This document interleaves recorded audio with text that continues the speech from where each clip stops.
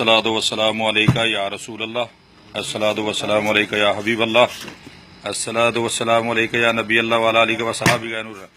محترم پاکستانیوں، اے ساڈے ڈیرے تے جناب ڈب استعمال کرتے سن لڑکے، تے اج جناب میں اپنے تو ابتدا کر رہا انشاءاللہ۔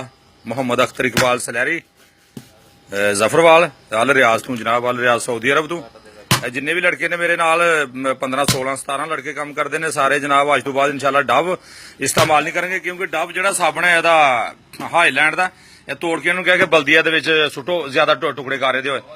اور اج انشاءاللہ بفضل تعالیٰ اسی اج اپنے گھر تو ابتدا کرنے انشاءاللہ۔ کوئی بھی چیز اپنے گھر جہی اے نہیں ہوتا، اپنے گھر جہاں استعمال نہیں کریں گے، نہ یہ چاہے لیپٹن یہ استعمال کریں گے، نہ کوئی دوسری جڑی مصنوعات نے یہ ہائی لینڈ کے مکمل طور پر بائیکاٹ کرنے۔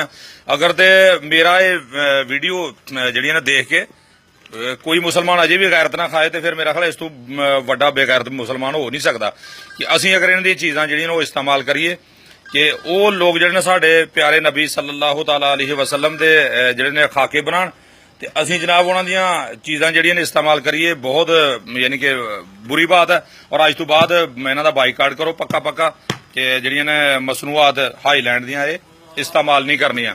اور انشاءاللہ اسی تہے دل نال وعدہ کر رہے ہیں کہ اج تو بعد نہ ڈب صابن استعمال کریں گے، نہ ڈب شیمپو استعمال کریں گے، نہ یونیلیور دی کوئی بھی چیز استعمال نہیں کریں گے۔ جنیاں بھی مصنوعات نے ساڈے کول وہی لسٹ پہنچی ہے انشاءاللہ اللہ دے فضل و کرم دے نال، یہ ساریاں اسی جڑیاں ساڈے گھر موجود نے اسی تلف کریں گے۔ سارے میرے بھرا جننے بھی مسلمان نے کوشش کرو، اگر غیرت ہے تے پھر جناب اپنی غیرت نو زندہ کرو۔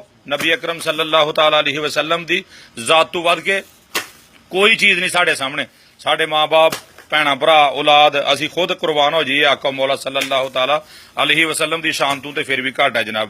اللہ رب العالمین مینوں تے تانوں پکا اور سچا عاشق محبوب صلی اللہ تعالی علیہ وسلم بنائے، آمین۔